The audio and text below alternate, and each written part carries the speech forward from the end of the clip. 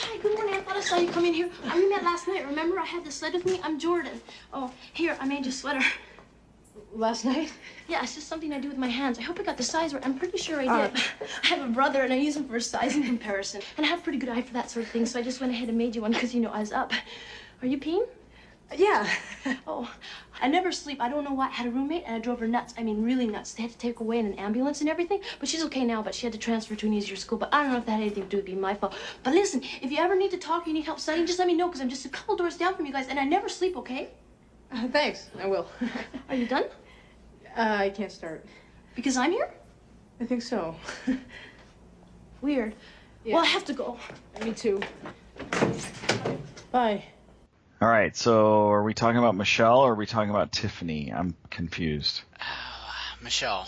Even though I've got some Tiffany stuff to talk about. Okay. Yeah, we went to a DeKalb Corn Fest last night. Oh, really? I'm jealous.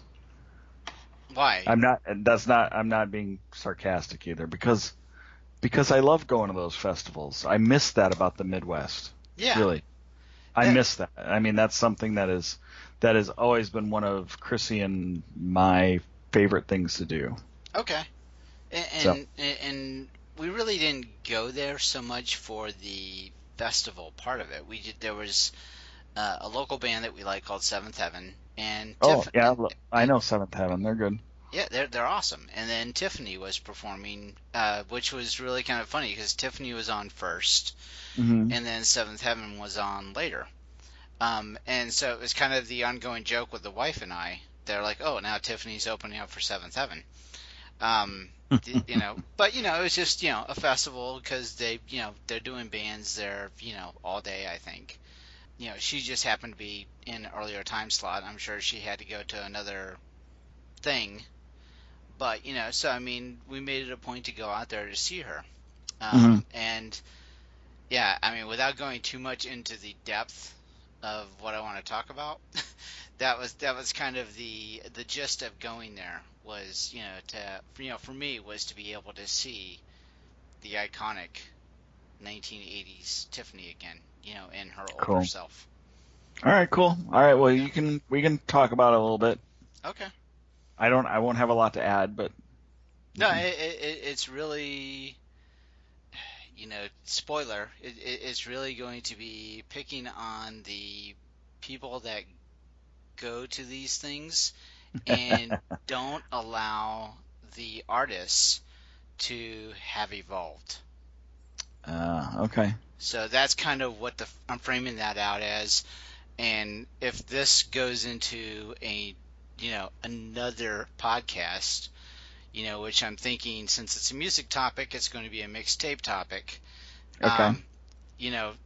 And we have the time to talk about it tonight. That's what I'm thinking this is going to land. So I'm setting this up. So if you're a listener and you're listening to us and you go, I'm really curious about what Dave has to talk about, I'm having a feeling that this is going to get broken up into another conversation. Okay. But where we are right now is I think we need to talk about Michelle because I feel the need that we really got to close out our Icon Outsiders topic. Okay. So, since I forced you into the conversation, you're going along for the ride. Okay, I'm in.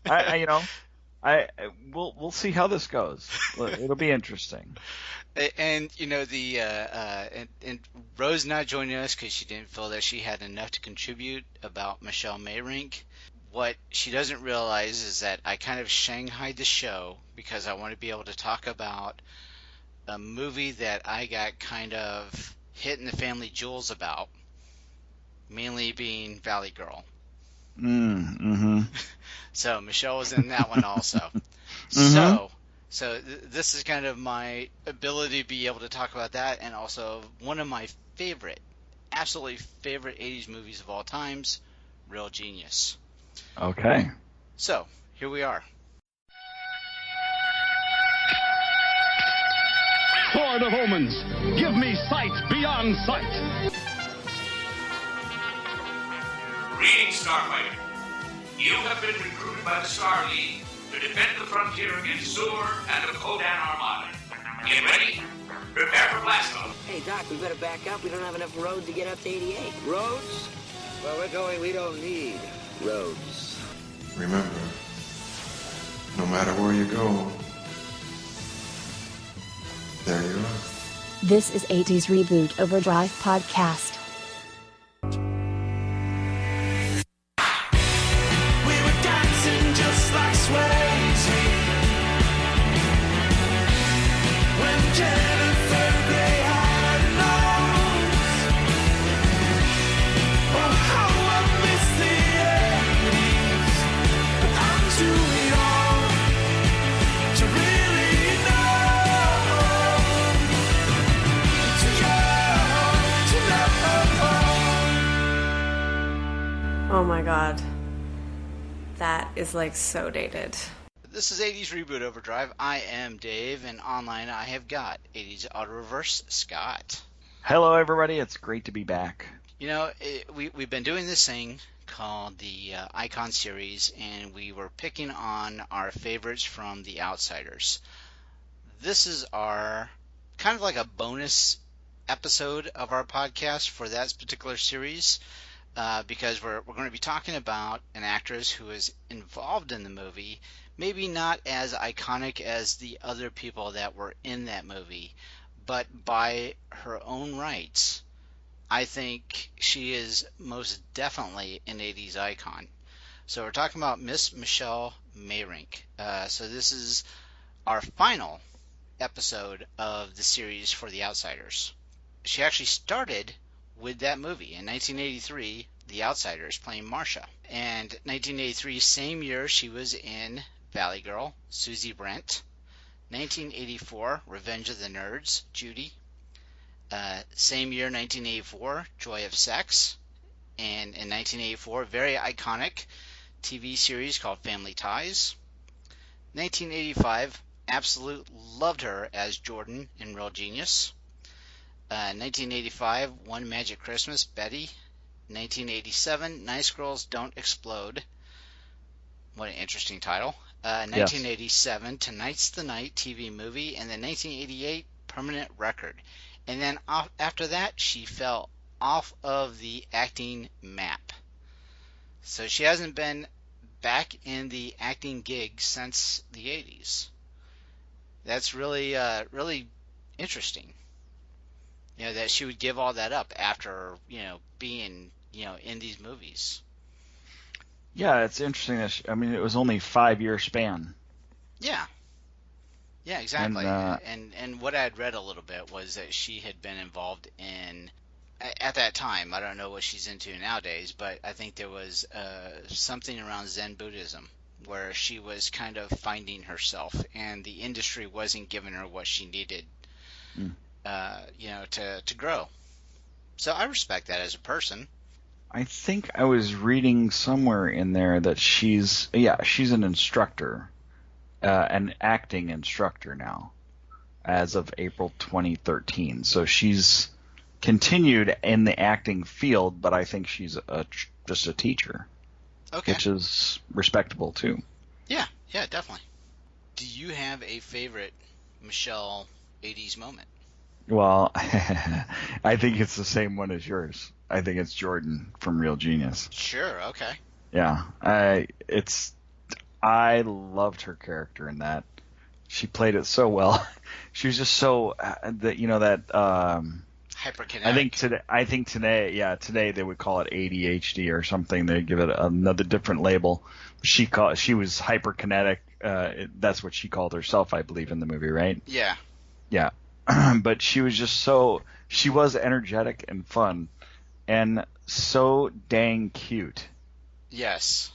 Okay, right? I mean, is that like the best way you can explain her? She was just really cute. And sexy. Cute and sexy.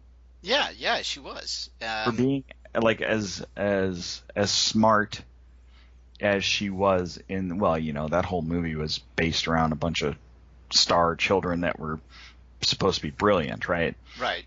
And her character definitely, I really, really liked her in that movie, and that's definitely the highlight for me, and I'm sure that it's the same for you, and you probably have similar things to say about it. But go ahead and explain why you think.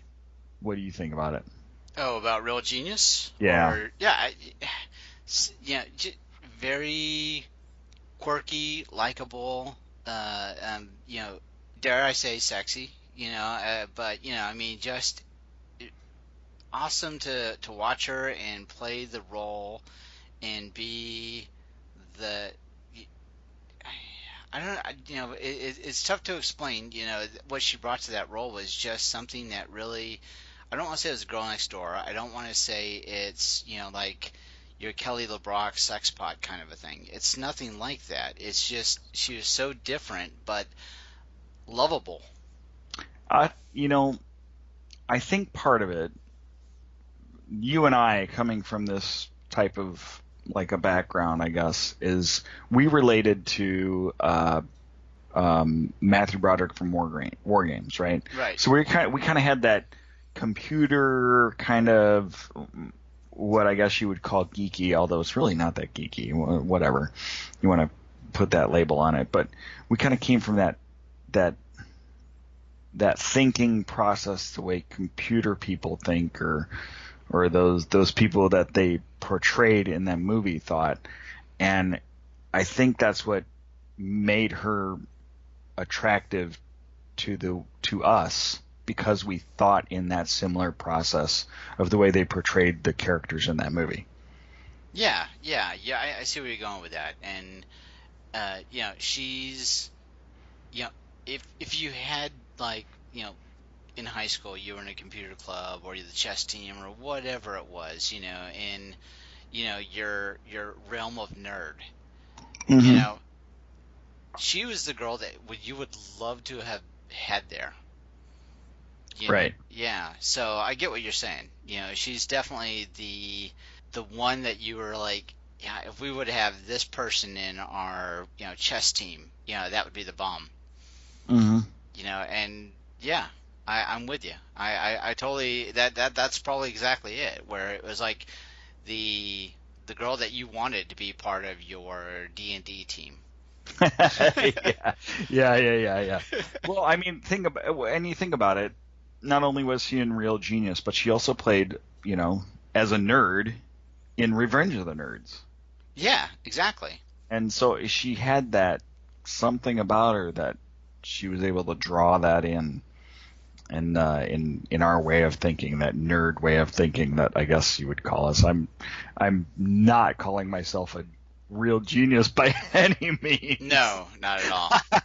I'm far from that, my friend. But I think kind of as a computer geeky person, I think that's where I related to her the most. Well, now that's a good question then. Did you think that she was as cute and adorable, or shall I say sexy, in Revenge of the Nerds as Judy? All except for the accordion part, sure.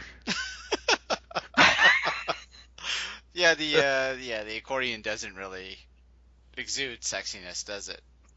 No, and but you got to give her props for portraying that part so the way she did, because it was very entertaining, Yeah, actually, my favorite of her from that movie was one of the first scenes that they introduced her, where she's trying to work on the computer, and she can't get it to work or whatever. And she's smacking the keyboard.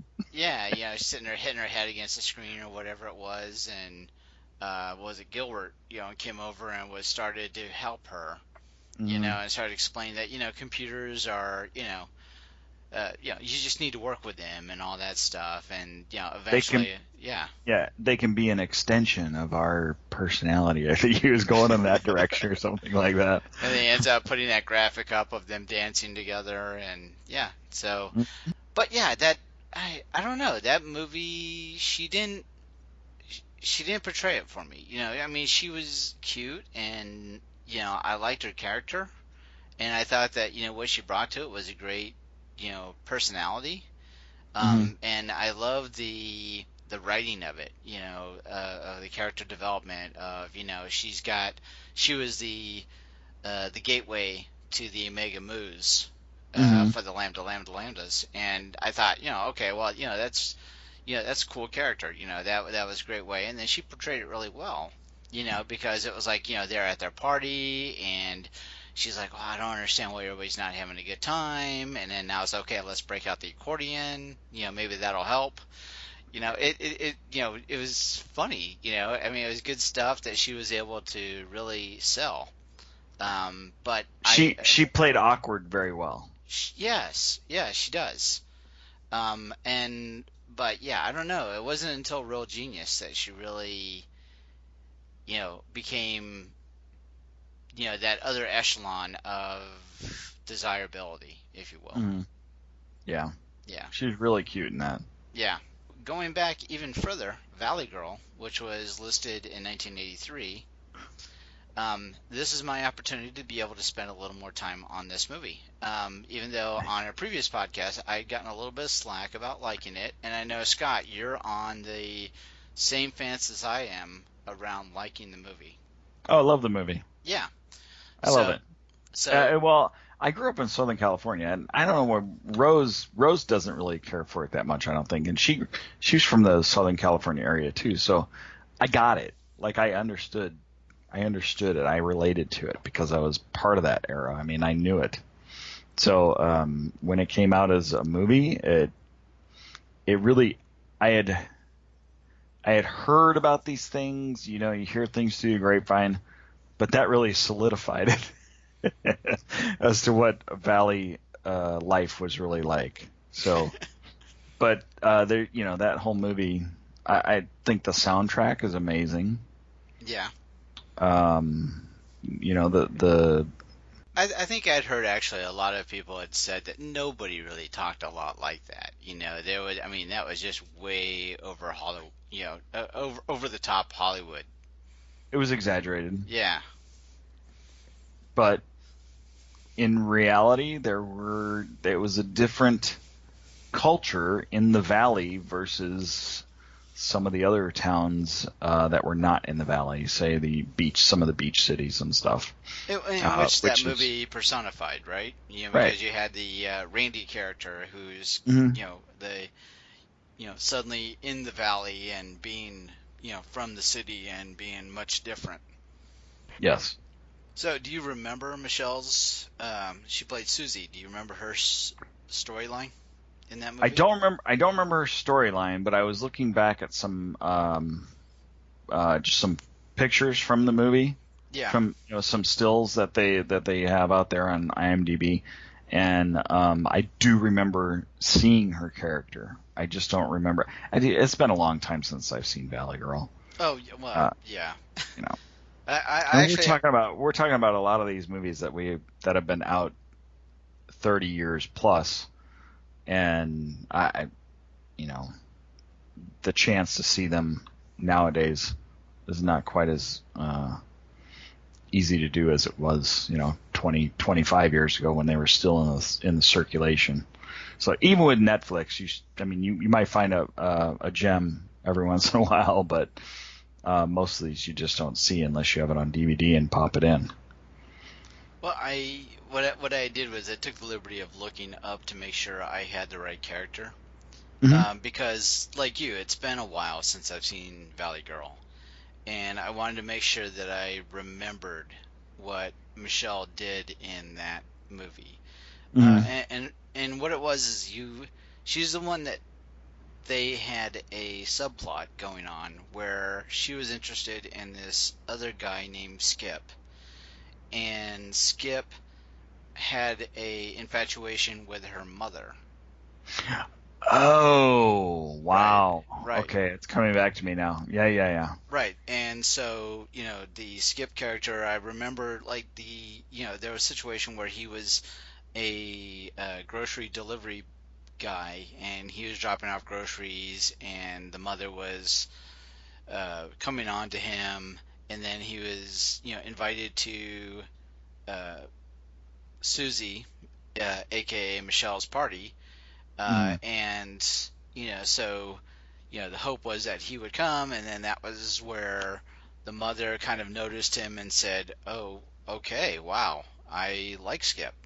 So so there was kind of a thing going on between him and the mother, but then he ended up with Susie, in the end, which had a very iconic shower scene with Michelle and a sex scene. So that was really, kind of iconic for Michelle, and I think I read somewhere that was a body double, so I'm not sure. Nonetheless, that was kind of a subplot to what was going on with the Randy story, also. Right. And, cool.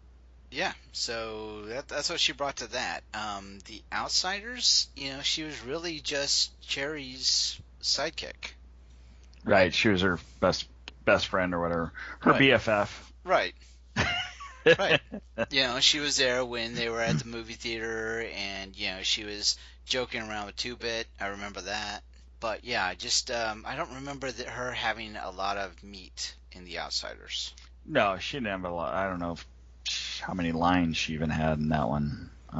She was definitely a supporting role. Right. Well, and I mean, think about the lineup for The Outsiders, though. Well, anybody outside of the initial 8 or whatever it is that we've talked about as supporting roles. There's a lot of supporting roles in that one too. So, but this Outsiders thing has been a lot of fun. I'm glad we were able to tackle it and talk about everybody, even though we didn't really talk about Diane Lane from this series, but we talked about her previously. Right. Yeah, I mean, she's definitely, a person that's heavily involved in this movie. And, I mean, to some degree, we did talk about it. It was just not in the same series. Right. Yeah. Right. No, but I think Michelle definitely needs to be recognized as part of the Icon series, especially related to Real Genius and The Outsiders. But she's, there's something about her that's really cute. I don't know what it is. She's got, what is it? Je ne sais quoi. I don't know French at all. So yeah, but that's what, there's something about her. Something definitely about her. And we've talked about it before, where we've had the discussion around people like Kristen McNichol. Mm-hmm. I don't know. Does she fall into that same realm? I don't know. It's tough for me to say, but I mean, there's something about Jordan, specifically Jordan, from her catalog of what she's done, that there's definitely something that makes you want to have hung out with her. Oh yeah, I'm sure that would have been a lot of fun. Yeah. Just to hear some of the conversations that go on, because she talks so fast. She was just always so energetic and, like she said, hyperkinetic. Just the way it'd be interesting to try to follow her thought processes. Yep. That character, and I bought it 100%. Jordan or Michelle playing as Jordan, I was sold. Like, I could see her being that way. Yeah, So she did it. Her job, she nailed it as far as acting that part. Right. Were there any of these other movies that you've seen that we didn't talk about? Go back. Don't remember her being in Family Ties. I didn't watch it all the time though either. Joy of Sex. Probably saw it. Don't remember that movie though.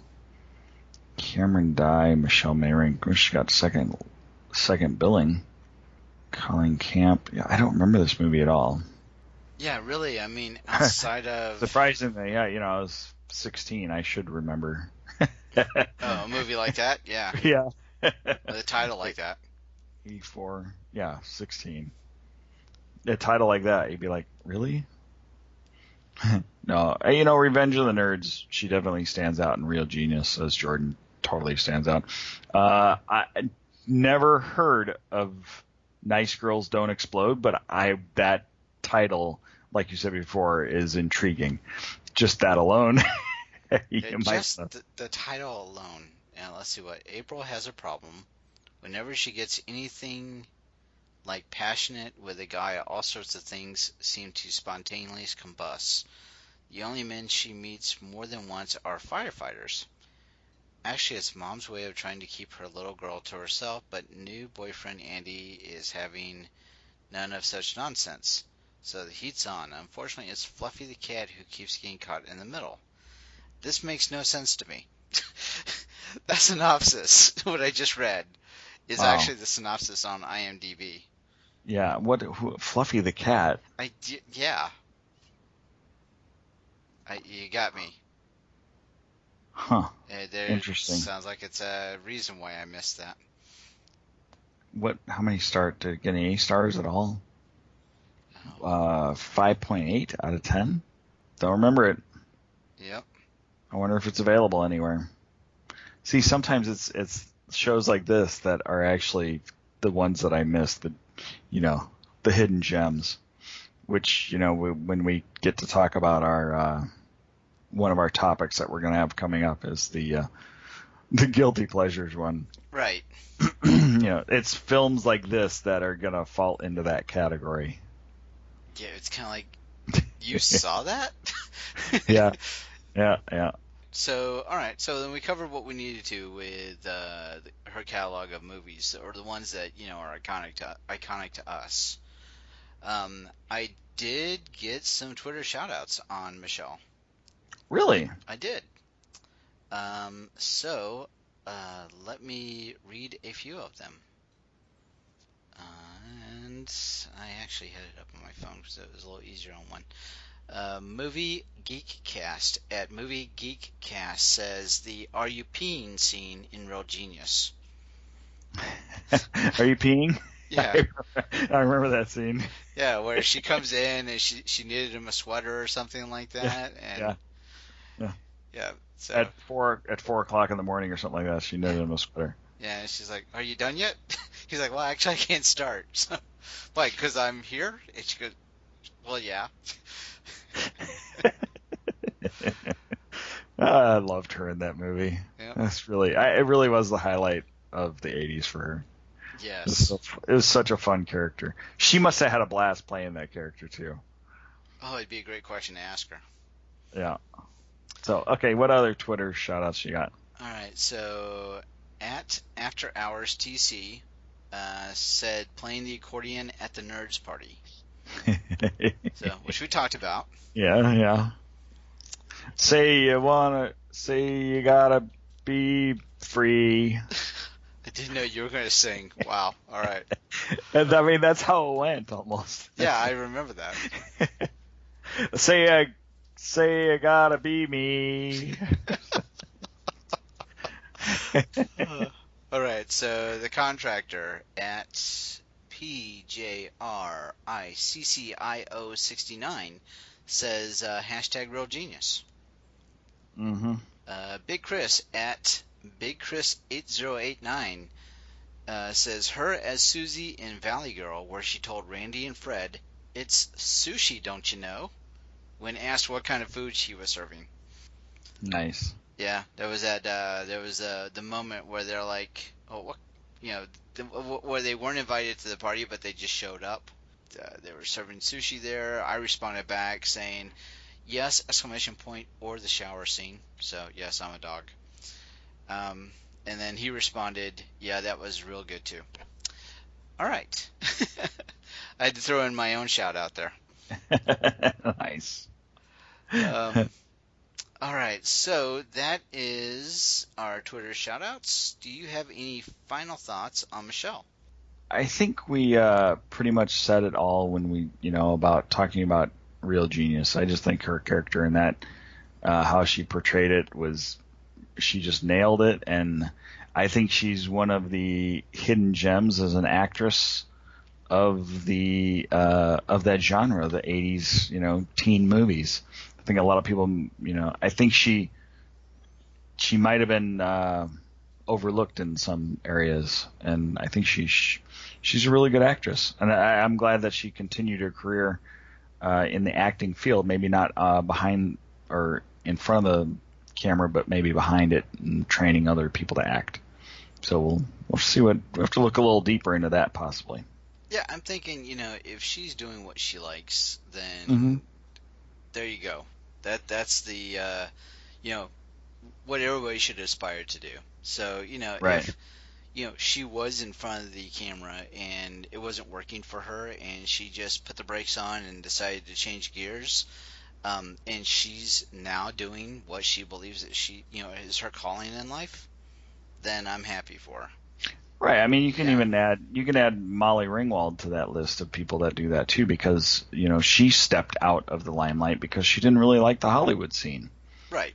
She was kind of maybe Michelle felt the same way. I don't really know the history there, but that's sometimes the way it goes, and people just they think, this lifestyle really isn't just not for me. I mean, I love acting, and I'm going to continue to somehow be involved in that field, but the Hollywood scene just might be a little just too crazy. I don't know if I would want to be part of that.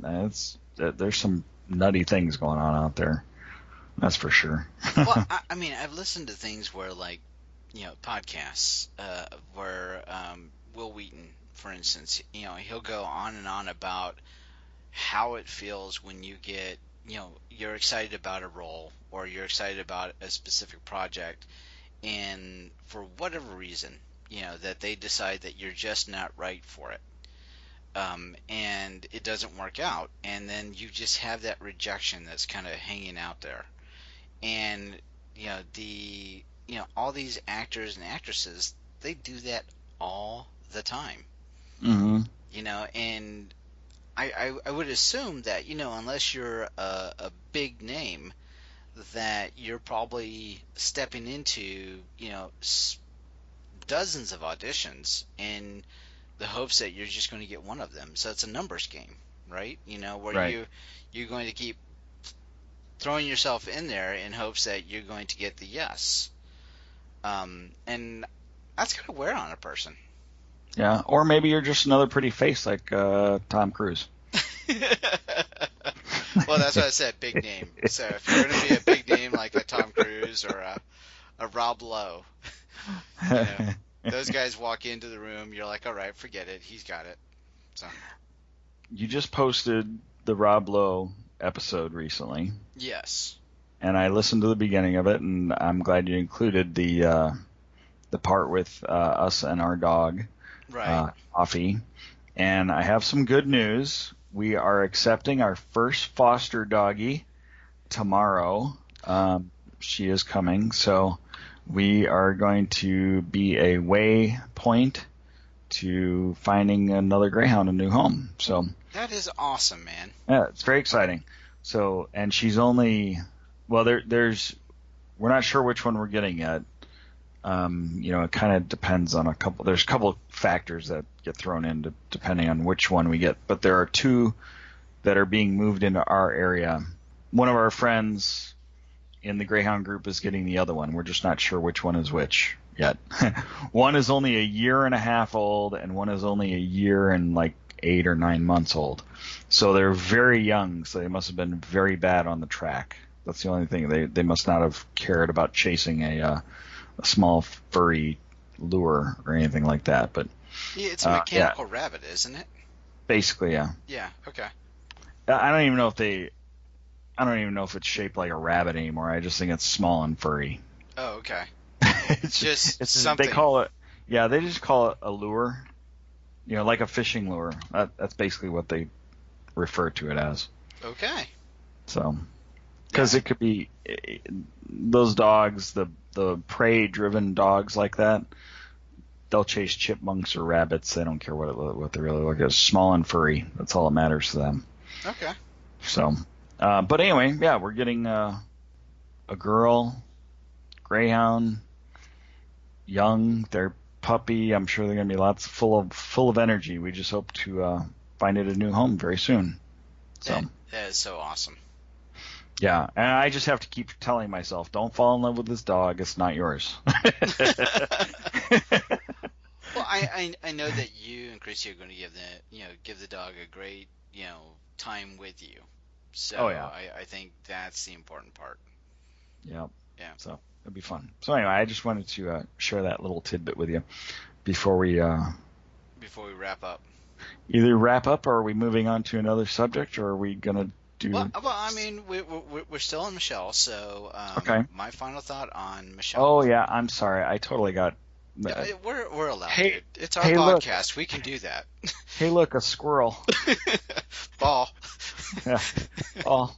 My thoughts as far as Michelle, and the reason why I wanted to make sure that we had the opportunity to have this discussion about her was because she transcended 2 movies that I thought needed more time on the podcast.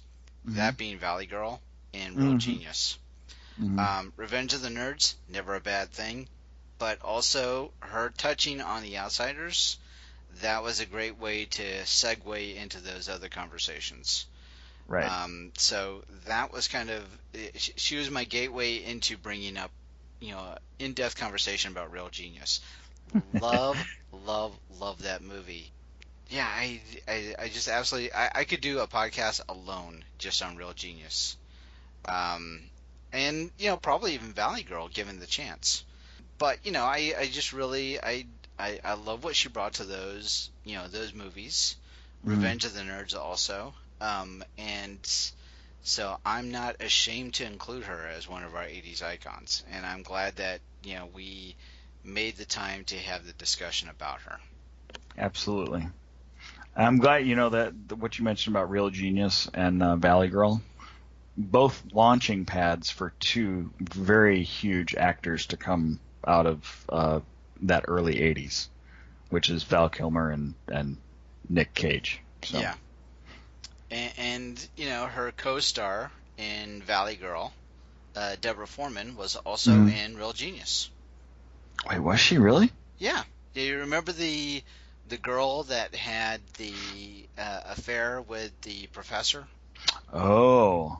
That's Deborah Foreman, who was the lead actress for Valley Girl. Yep, didn't catch that. Yep. It's been so long since I've seen it. I love that movie, Real Genius. It's just one of my favorites from the 80s for sure. Yep. So, all right. How do people find you on social media, Scott? You can find me on Twitter at 80s Auto Reverse or at Scott's Eye. And on Facebook, you can find us at the 80s Reboot. I'm sorry, not 80s Reboot. Well, you can find me through that too, but 80s Mixtape Auto Reverse. Sorry. We cross over. There's too many. I know, we do cross over. Yeah, it's all good. So I'm Dave. I handle our 80s Reboot accounts. That's Facebook.com/80s Reboot, 80sreboot.tumblr.com. Twitter, we're at 80s Reboot. We've got an email, which is 80sreboot@gmail.com. I really encourage all of our listeners to send us an email. We'd love to get feedback from you. We'd love to be able to read that on the podcast. So if there's something that we're missing out here on Michelle Meyrink, please shoot us a line, and we will definitely read that in a future podcast. And we also have a blog, so that's out there at southgatemediagroup.com/80s Reboot blog. And most importantly, on top of everything else, we want you to go out there and give us a rating review on iTunes. So that's 80s Reboot Overdrive. Go in there, give us, I think you can probably only give us, 4 stars? Is that what the rating is in iTunes? But I want you to give us 6. So find a way to add some extra stars. Write some great comments about us. Say how much you love us. We'd love to get that feedback also. So with that, we appreciate you reliving the 80s with us, and have a great night. All right, take care. Bye. We hope you've enjoyed this show. This podcast is part of the 80s Reboot Overdrive channel on Southgate Media Group. You can follow us on Facebook on the 80s Reboot group page. We're also on Twitter and Tumblr at 80s Reboot. We invite you to check out all the wonderful podcasts and blogs available at southgatemediagroup.com. And thank you for reliving the 80s.